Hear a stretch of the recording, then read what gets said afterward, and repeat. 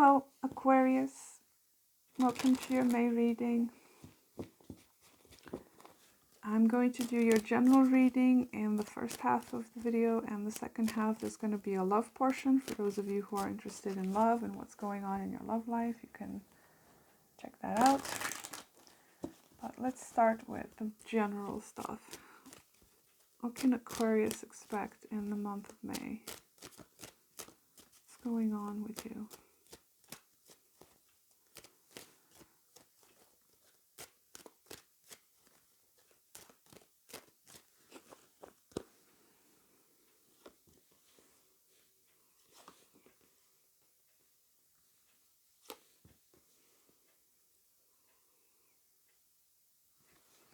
Oh, okay.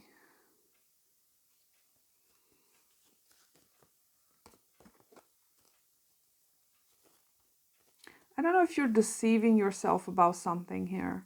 I feel like you're deceiving yourself about wanting something, and you kind of convince yourself that you don't want it. Don't know what's going on here.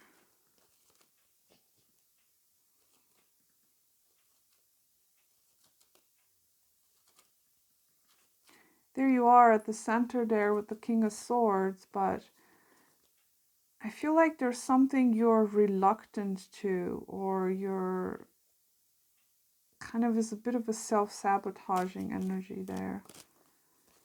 I'd have to clarify this. What about this Nine of Wands?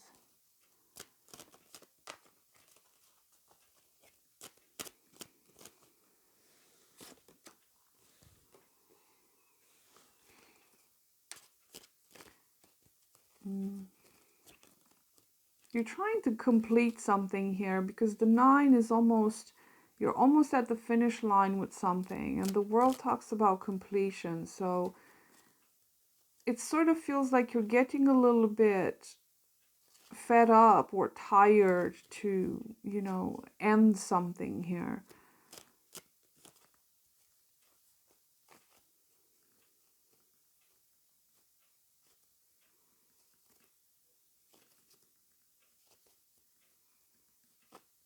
There's that feeling of I can't do it anymore, or I can't do this. It's too much. It's too much responsibility, or something like that. It's almost like it's like you're trying to get out of a situation in some way.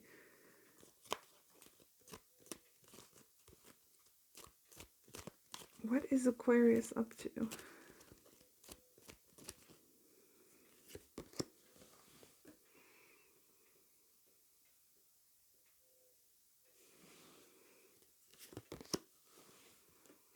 Oh, yeah. Got a lot of messages here about letting something end, but it's almost like you're getting in your own way, and you're getting in the way of destiny almost here as well. There's like some kind of a major chapter in your life coming to an end. But it's almost like you're trying to get out of it in a certain way, or you're hoping that this will not end, or you're kind of sabotaging your own growth here, your own transformation. It's almost like you're convincing yourself of something. I'm not sure what that is, though.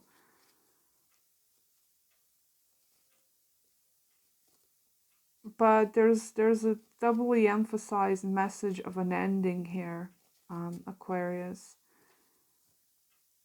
But you're having a really hard time with this particular ending. Yeah, I'm getting that impression of kind of self-sabotaging with the way things are going. It's almost like you're trying to force the hand of the universe, or to force the hand of destiny in some way. It's like you have your own plans, and the universe has their own plans. And there's somehow like some conflict here.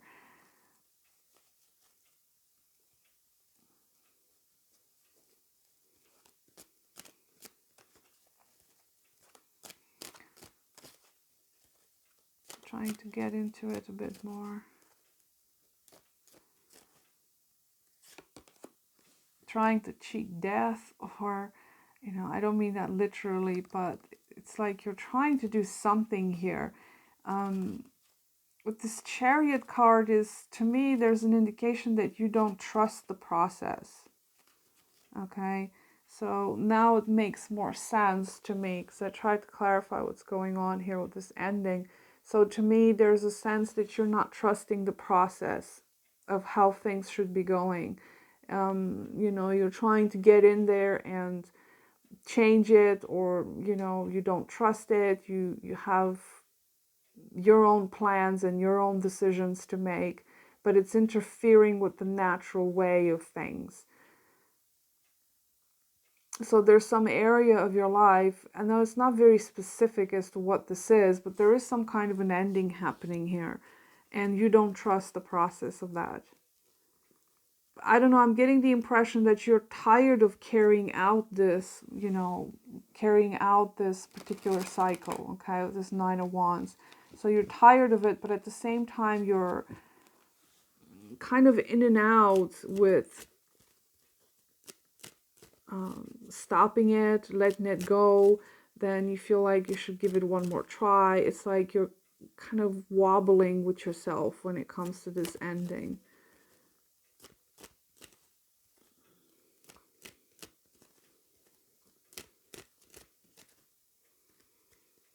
Trying to find out what this is about. There's definitely some kind of a path or something here that is showing up for you, but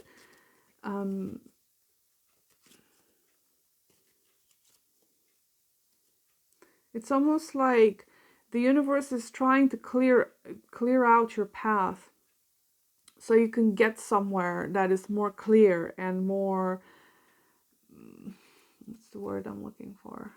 Not clear, but something that is easier for you, because it doesn't seem like you're having a really good time with whatever it is you're doing right now.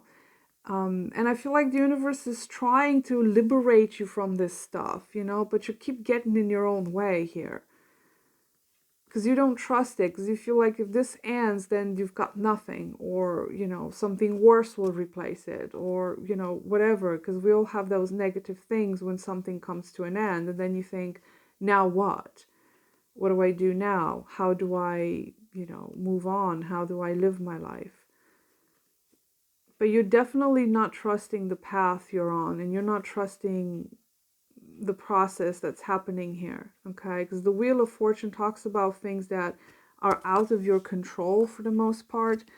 You know, there's a sense here that you may need to surrender your control, surrender, you know, distrusting what's going on.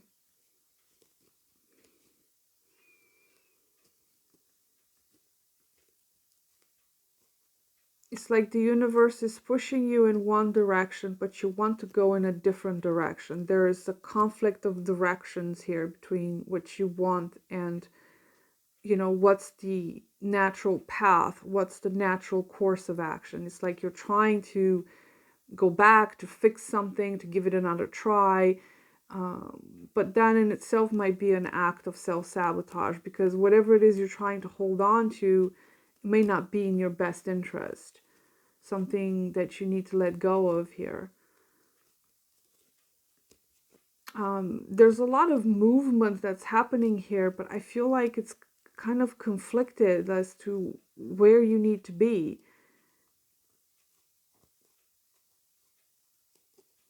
You know, some of you, you are literally moving, moving places, moving location, job, whatever that may be. And there's a sense here of kind of sabotaging that process or mistrusting it, that is the best choice for you. That kind of thing. I know it's kind of vague, Aquarius, but yeah, I mean, the best thing you can take from this is that there's an ending here that you kind of need to learn how to trust a bit.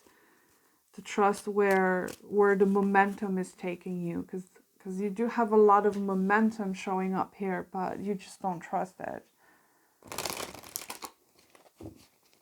So let's see if I can get you some frequency cards. Maybe that will bring some light into the situation. Let's see.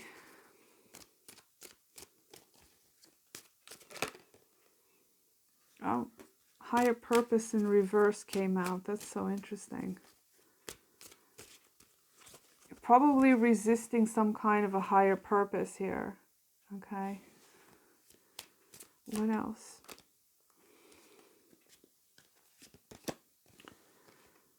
You've got self-love in reversed. What else?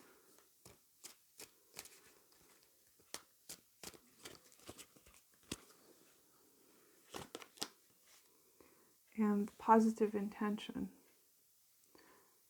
Now that's so interesting, that comes with that Seven of Swords. I feel like you have a rather interesting way of seeing your intentions. I feel like you're trying to see your intentions as being positive, but there is an intention hidden within an intention here with that positive intention card. It's like you're trying to get somewhere, but at the same time, there's like a sense of deceiving yourself as to what it is that you really want. You need to be more direct when it comes to what your positive intentions are. Okay? So let me see what it says about higher purpose in reversed. Okay, so higher purpose in reversed is your inspiration is currently diminished. You have been prioritizing what you have to do more than what you want to do. Yeah, definitely. The effort and struggle in your life is holding you out of alignment with your soul, and because of this, you're not in alignment with your higher purpose. It's time to take care about how you feel. Pay attention to your, your inner compass. And that's what I've been trying to say. I feel like there is something here that's trying to push you forward. There's some sort of momentum that is taking you in one direction, but you keep trying to push it in a different direction. There's a conflict of paths here. And, because it fell right on that Nine of Wands and the World, I feel like this is, you've been trying to do this thing to get to the finish line with something, even though you don't have the energy for it anymore. It doesn't serve you anymore. It's become too much stress, too much hard work. And, you're being tested to go in a different direction, but you're not trusting that. Okay, you want to be stuck in that cycle.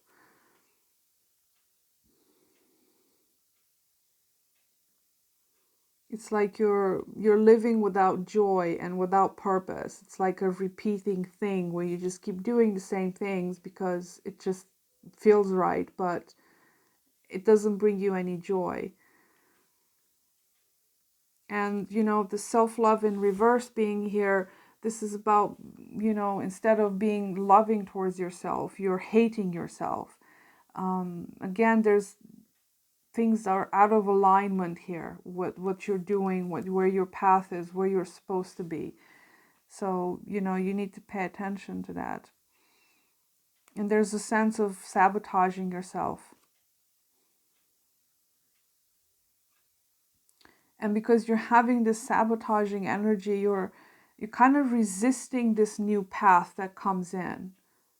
Okay, there could probably be much better things out there for you, things that are much lighter to deal with, to make happen, because the world talks about success, but currently that's inhibited somehow because it's just not where you're supposed to be. If you're aiming for success, it's like, I don't know, it seems like it's very, very difficult to get success where you are currently. Because it's like draining you, mentally and physically. And there's a new path opening up for you. You just have to trust it, Aquarius. That's all I can say about that. So that was your general stuff. I will do a love portion now. So let's see, what can Aquarius expect in love?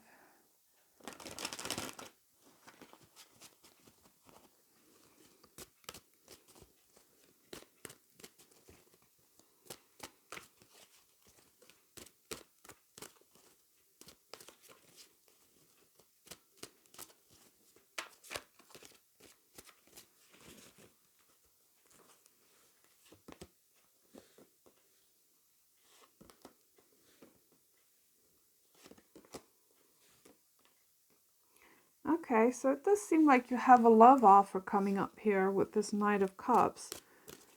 And it could be a fire sign here because you've got the King of Wands and the Knight of Cups. Could be water sign, could be fire sign for some of you. Tell me about this Eight of Swords. What's this about?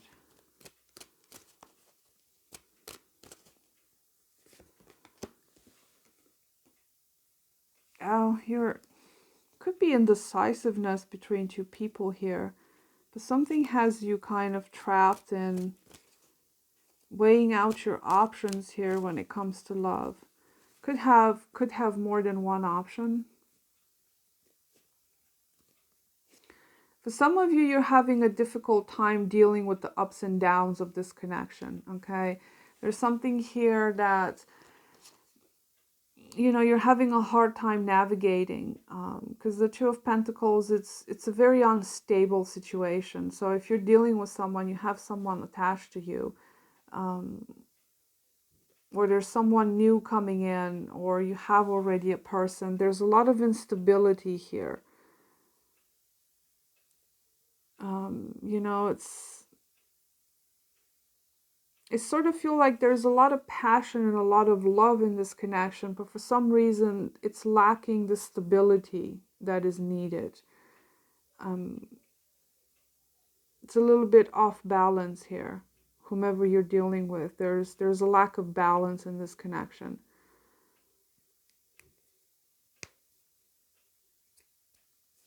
There's also a sense here of feeling isolated. Okay, it could be that this person is not inviting you into their life fully. Like, they wine and dine you and they make you feel great, but for some reason you do not have access to their sanctuary, their home, their environment somehow is blocked from you. It's like you can't get through to a different stage of the relationship, if that makes sense.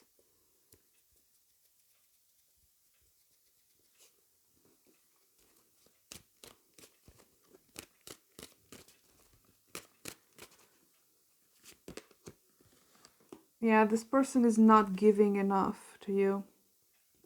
There's something lacking here. Now, they may be very sweet towards you. They may have a lot of passion, but again, I feel like you can't get much further with this person. There's, you know, there's instability here. There's no equal give and take. You may want stability with this person. You may want commitment or something like that, but it's somewhat out of your reach. It feels like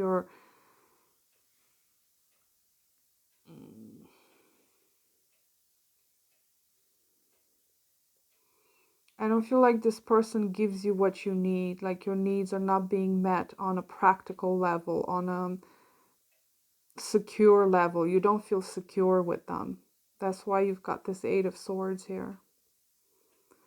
So I don't know, I'm getting the impression that this person kind of disappears at times and comes back. There's a lot of this up and down sort of situation where they come in and, you know, they give just enough to keep you going. And, you know, while you're with them, when they're there, you know, it's good. It's really good. You know, you feel special, you feel loved, you feel all of this stuff. But then that's it. There's not much more going on.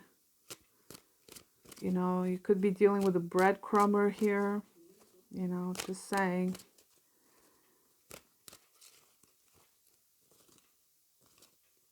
Now, don't get me wrong. This person does give you a lot of attention when they're around and when they want to. But there are periods of time that they're probably not around, or even if they are, they give the bare minimum. And there's a sense of you not getting that substance. Okay, that was what I was trying to say. It lacks substance, this connection you're in. Okay, feels great when you know there things are lovey-dovey, but it lacks substance in that way.